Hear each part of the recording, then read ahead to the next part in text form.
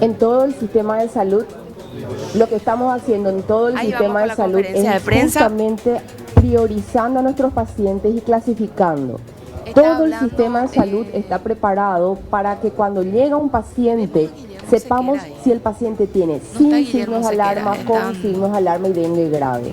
Ayer consultaron nuestro sistema de salud público, no es Barán tampoco la que está ahí, ¿verdad? Consultas. Están dando los últimos datos sobre la epidemia de dengue. Enseguida vamos a tener el audio de ABCTV. 440 pacientes están internados por dengue. 270 en nuestro sistema público y 170 compartimos con IPS y con los privados. Internados. ¿Cuántos pacientes están en terapia? 14 pacientes están en terapia. Una epidemia significa organizar nuestros servicios y evitar muertes. Lo que tenemos que hacer es evitar muertes. Y nuestro sistema, todo el sistema de salud, está capacitado ¿para qué?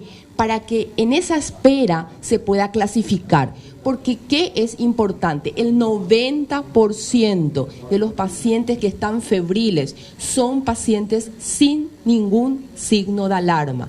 Somos pacientes que no tenemos ninguna comorbilidad, ningún factor de riesgo y que no presentamos clínicamente datos de signos de alarma. A quien hay que priorizar en todas las urgencias de nuestro país es a los pacientes con signos de alarma. Todas las epidemias en el mundo demostraron que si nosotros clasificamos bien a nuestros pacientes, vamos a evitar muertes. ¿Y cómo? El paciente que tiene dolor abdominal intenso y continuo, que tiene vómitos persistentes, que presentó un cambio en su estado mental, significa está con una debilidad extrema o una irritabilidad, o tiene sangrados, son pacientes prioritarios, son pacientes con signos de alarma que en lo que le llamamos RAC, clasificación, son prioritarios. No esperan ninguna hora. Esos pacientes son prioritarios en la atención. El resto de los pacientes son los pacientes que estamos viendo en todos nuestros servicios, que son las consultas, y como nuestros servicios están en la misma espera los pacientes para seguimiento, entonces el número en las fotos parece mucho más. Muchos son los pacientes, estamos teniendo 8.500 notificaciones semanales en este momento, pero una gran mayoría son pacientes que necesitan su laboratorio inicial de hemograma y plaquetas y un control clínico sin laboratorio cada 2 días, porque es importante en cada consulta volver a ver si el paciente tiene o no signos de alarma para una internación. El test rápido, el poder decir un test específico de dengue en capital y central, donde ya el diagnóstico es por nexo epidemiológico, no cambia la conducta médica. El paciente va a ser internado si tiene signos de alarma y según un protocolo estricto, donde cada vez es mejor el manejo, y estoy orgullosa porque hasta la madrugada uno le escucha a los colegas en las guardias llamándote y cumpliendo a rajatabla un protocolo de la hidratación, de no sobrehidratar y de entender claramente cuál es ese paciente con signos de alarma y cuál es ese paciente que entra chocado, que es un dengue grave, que son los que están generando nuestras 4 muertes certificadas en este momento y cerradas por todo un comité. Esos son los pacientes que están en terapia y que muchos de ellos sí van a salir. Estamos reorganizando todos juntos, todo el sistema de salud de servicio, y podemos decir que más de 11.000 personal de blanco en todo el sistema de salud maneja este protocolo de clasificación. Eso evita muertes. Doctora, disculpe doctora, ayer una denuncia por parte de una persona en el Hospital Regional de Luque decía que estaban sin reactivo para el análisis de la prueba del dengue y que enfrente le estaban cobrando 280.000 guaraníes. Eso hay una forma de regular, de controlar también si es cierto que no están teniendo reactivo. Bueno, sobre el tema de los reactivos quiero aclarar a la opinión pública lo siguiente, justamente para evitar que la gente sea engañada. En este momento, la persona que consulta por un cuadro sospechoso de dengue no necesariamente va a recibir la indicación para hacerse ese test, porque si no presenta signos de alarmas, se asume por nexo epidemiológico, es decir, porque estamos en epidemia, que tiene dengue. Por lo tanto, aquella persona que recibe una indicación de un médico que no es del sistema para hacerse, debería en primer lugar acudir a nuestros servicios y se le explica, o en todo caso directamente acudir a los hospitales públicos Y nuestros recursos humanos saben perfectamente que no es necesaria la prescripción de ese reactivo. ¿Por qué? Porque no cambia la conducta.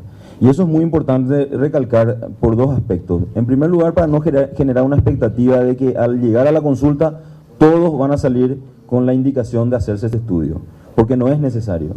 Y no lo decimos solamente nosotros, la evidencia científica lo dice y nosotros estamos poniendo en práctica lo que dice la OMS y la OPS. Y en segundo lugar, por una cuestión social, para que no ocurra esto que vos decís, que la gente sea engañada.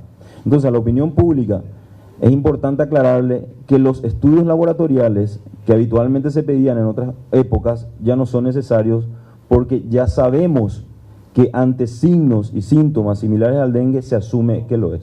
Eso es muy importante aclarar.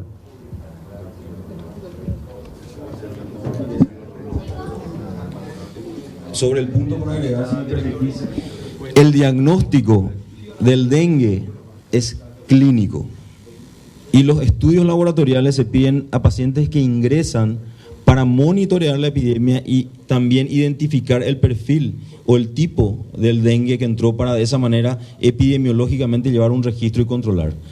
Insistir en esto porque el dengue desde el punto de vista clínico es una enfermedad sencilla para diagnosticar.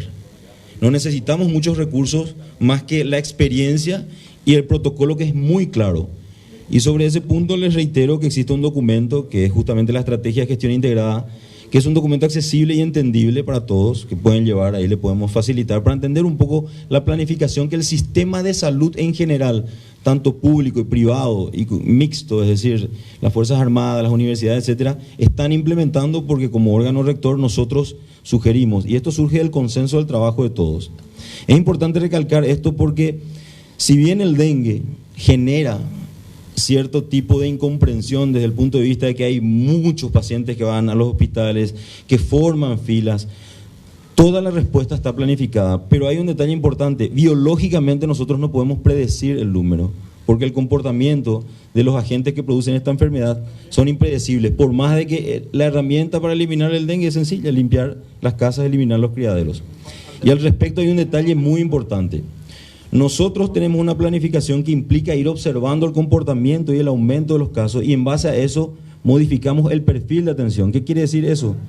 Que si necesitamos aumentar camas, ocupamos espacios que normalmente son utilizados para cirugías programadas y las mismas las diferimos. Y si necesitamos reforzar los servicios de urgencia, lo hacemos con recursos humanos, tanto médicos como personal de enfermería y personal de apoyo. Es decir, existe una planificación. Y el dengue nosotros lo manejamos durante todo el año. Lo que pasa es que lastimosamente los trabajos de promoción y prevención evidentemente no tienen el impacto que deberían tener a nivel del ciudadano.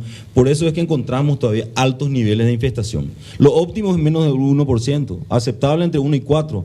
Y nosotros estamos encontrando entre 15, 20, 30, hasta 60% de infestación. Y eso llama la atención y nos debe obligar a toda la ciudadanía y a todas las instituciones a seguir esforzándonos para erradicar esta enfermedad. Así es que cualquier duda, siempre nosotros estamos disponibles, hay materiales accesibles. Esto sería interesante que llegue a ustedes, señores periodistas, porque tiene un lenguaje sencillo y les va a ayudar también a entender la planificación.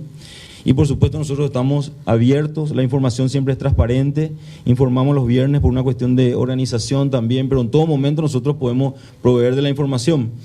Quiero aclarar también que acá no existe ninguna política de ocultamiento, ni mucho menos. La transparencia ha sido uno de nuestros valores estratégicos más importantes desde que asumimos la responsabilidad de dirigir los destinos de la salud pública, y venimos trabajando con el Instituto de Previsión Social, las universidades y el sector privado de una manera coordinada para llevar adelante esta estrategia de gestión integrada, que lo que busca finalmente es que todos entendamos que esta enfermedad la tenemos que combatir entre todos. Así es que muchísimas gracias por venir.